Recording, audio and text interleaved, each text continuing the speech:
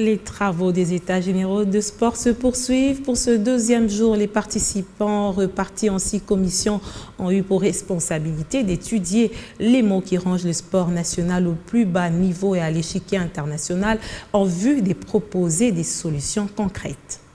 Répartis en groupe de 6 en fonction des 6 thématiques qui constituent la base des États généraux du sport en RDC, les panélistes venus de divers horizons ont entamé les travaux de réflexion de la refondation de la pratique du sport en RDC. La journée de ce mardi 30 août a démarré par les exposés des experts, notamment les Congolais Armand Lambert Kitenge. J'ai rappelé 4 phénomènes importants qui peuvent permettre à la République démocratique du Congo de faire émerger les sports.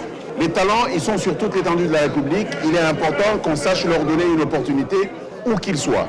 Il est important que nous mettions notre stratégie sportive sur l'athlète.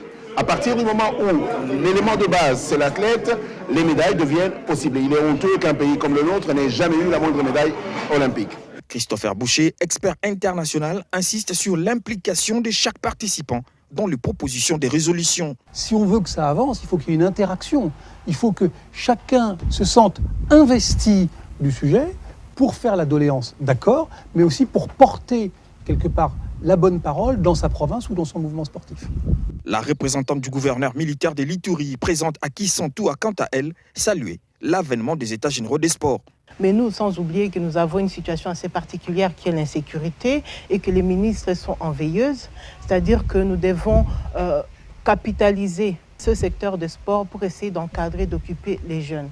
Par ailleurs, le député national Floribert Kondi pense que son pays doit arrêter à se lamenter, mais plutôt, le temps est venu pour faire des propositions. On nous a donné une occasion d'aller de l'avant, de corriger ce qui a corrigé. Qu'est-ce que nous pouvons dire pour que toutes les plaintes trouvent aujourd'hui des solutions. Il s'est dit rappeler qu'à travers ces assises, les ministres Serge Nkonde matérialisent la volonté du chef de l'État, Félix Antoine Tshisekedi.